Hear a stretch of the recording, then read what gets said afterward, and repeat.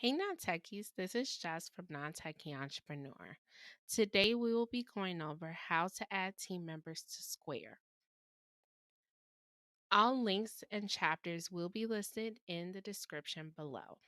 If you are looking for more videos on the Square platform, please check out the Mastering Square playlist on the card above. First, you will need to log into your Square account, which will bring you to your Square dashboard. Next, you will click Team. This will take you to your team members that are in your Square platform. Adding team members is free for them to track their time, for you to add in shifts. It is free to use for unlimited team members, and they do have a team member plus, which you can view here.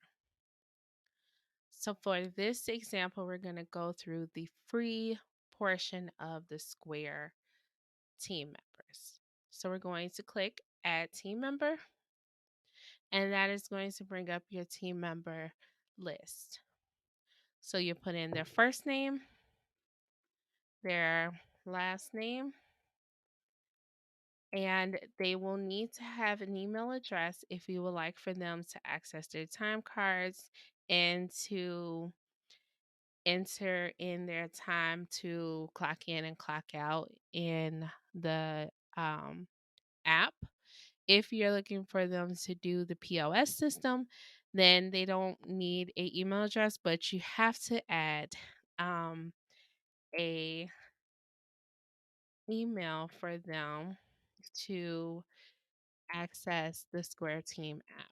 That is what connects them to this team member for our business. So for our primary job, we can create new and we can have a server that will create a new job. You are able to toggle on if it's tip eligible or not and click save. Then you can put in their hourly rate.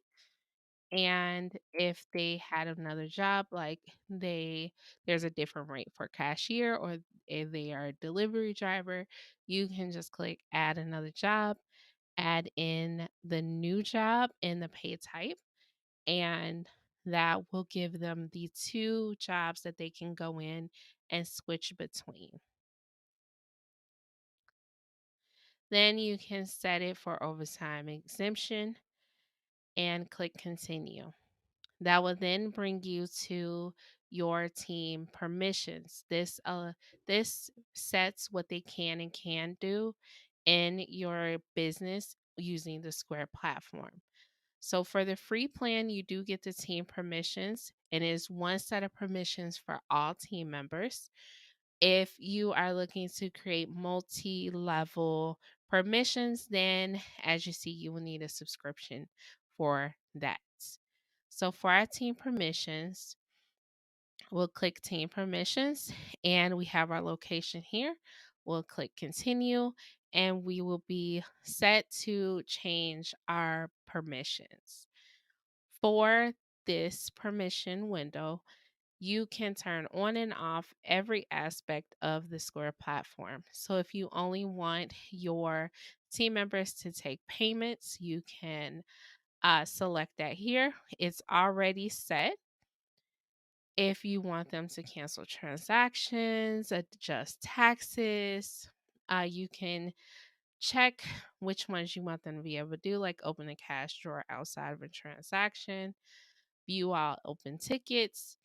Already, there are some that's already set for the checkout, which is the basics to take payments.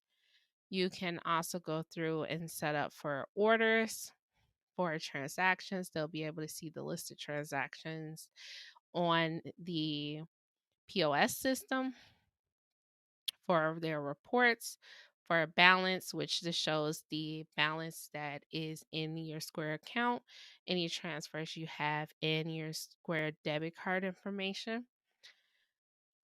They can view and create the customer directory, which if you are utilizing the POS, you will want them to have access to that.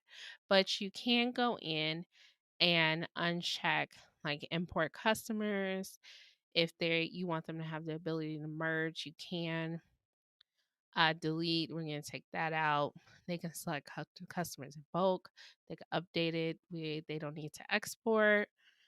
Um, they can view groups, but there's no reason for them to do any of that as just like a basic level team member.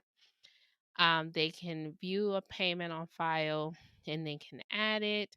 That's good if they're working with customers.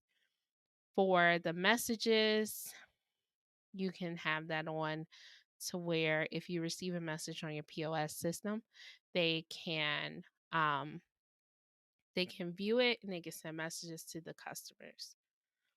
Then we have items. Same with all the other lists. You can turn it in and you can have them, you can block off certain portions. Like if you want them to do inventory, then you can have that available to them. For online management, it is automatically turned off, but you can add it on. Invoices, subscriptions, shifts, you can unmark for like shift reports if they're managing schedules, if they approve open, manage the availability, manage team settings. Usually that's set for like a manager. Um, and if it is somebody who, like a manager that you're going to hand off this job to, then you can click full access and they have access to the full Square platform. The only thing that they can't do is change the bank account. Only the account owner can. So once you set up all of your permissions, you'll click continue and those will be saved.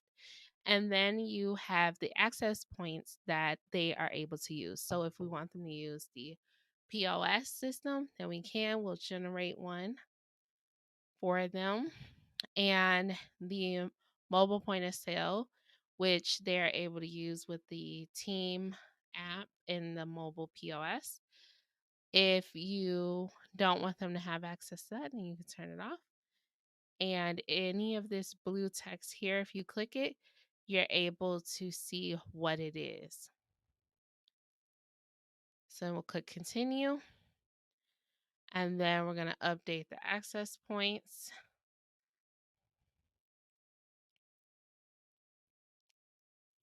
I'll generate a passcode for myself and click save.